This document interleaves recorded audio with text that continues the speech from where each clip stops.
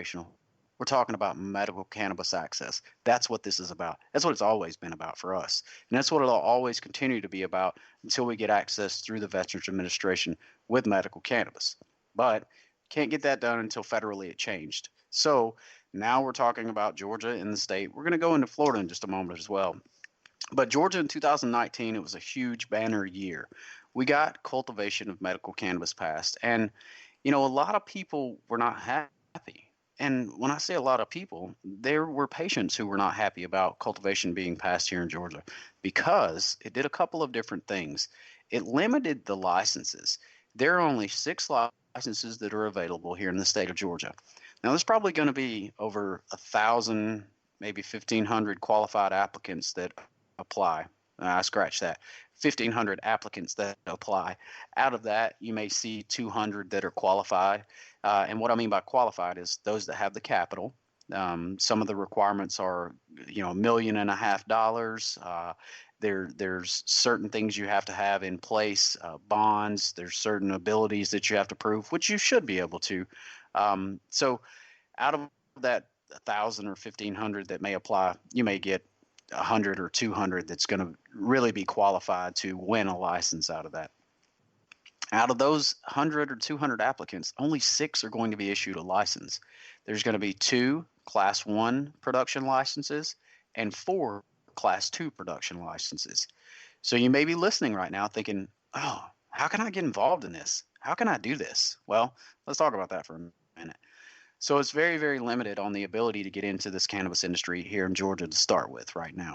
And what I mean by that is they put some really, really high requirements on what you have to have in place to be able to apply for the cultivation licenses here in Georgia.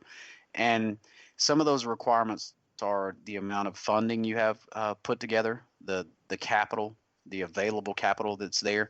You've got to have a certain square footage of facilities. So the Class 1 square footage of that facility, those 2 licenses are going to be 100,000 square foot grows. The 4 Class 2 licenses are going to be 50,000 square foot grows. And you can definitely get involved if you find the right company to get into on the ground floor level. It's going to be very expensive. So if you don't have thousands of dollars laying around to invest in these companies, unfortunately, you may not have the opportunity to get in. Now, if companies do it right, they will actually put in a social equity piece and an investment opportunity for those disenfranchised people. When I'm talking about that, I'm talking about the veterans, the minorities, the patients who typically don't have access to be able to invest in companies that have an outlandish capital requirement. So, hopefully they'll do the right thing and they'll offer license opportunity or investment opportunity in their companies by a very small amount, whether it's $50 a share or $100 a share for non-voting rights, something like that. That's what they should do. And I think if you're looking for the companies to back up and advocate for, find those that have a social equity piece that's an investment opportunity for you, us as the individual patient and the people on the boots on the ground, the people who need the medicine the most and who also want to participate in the business side of it too. We've never minced our words. When Veterans for Cannabis is set down, every single time we have set up there saying we want cultivation passed and we want to be one of the ones who wins a license to cultivate and produce medical cannabis in the state of Georgia. Now, there are a lot of different people who have come up there and said, oh, we want medical cannabis done, blah, blah, blah, all this other stuff, but they've never said anything about the business side of it, knowing that you see the duck that's there in the front and underneath all those feet just kicking and kicking and kicking, because you see and I see on the backside of that all the maneuvering that's happening to make sure that they get a license one or some of the things that they're doing on the backside of it, even though they've never said that they wanted to do that. So it's comical to us from a Veterans for Cannabis standpoint that we've always said that from the get-go. And there's a lot of people out there that maybe not out there for the right reasons. They're not behind the patients getting access to this. They're more along the lines of the business side of this aspect. So that's a hard pill to swallow for us. And that's something that, hopefully the commission's going to take into account when they're issuing these licenses out. That Class 1 production license that I just mentioned earlier, You have to have proof of available capital to make the investments needed to safely, securely, and promptly perform all required functions of a licensee. And the crazy part about it is that prior to issuance of a Class 1 production license, the applicant shall provide written documentation showing that on the date of application and award, such as applicant holds at least $2 million in available cash reserves to invest in operations in the state. Now, what does 2 million mean? That means that you and I can't go apply for a 100,000 square foot facility, a Class 1 license, right? Yeah, we know that. But that doesn't mean that you couldn't put a group together that's going to apply for a Class 1 production license. You know what? $2 million is not unattainable. It's doable if you know the right networks, you know the right people, and you have the ability to work your network and make it happen. So that's a Class 1 requirement. The Class 2 requirement says that you have sufficient documentation to prove that a $1.5 million cash bond is payable to the state of Georgia, and you have to have $1.5 million in the bank liquid, basically, to apply for that. The Class 1 production license is going to cost a non-refundable application fee of $25,000, and then the applicant shall be required to submit an initial license fee of $200,000. Upon annual renewal, the license renewal fee is going to be $100,000. So the Class 2 license is going to be a little bit different than that. It's going to be a little bit lower because it's basically half the square footage, right? So you have to have a 1.25 million in available cash. I think I said 1.5 earlier. It's 1.25 available cash liquid.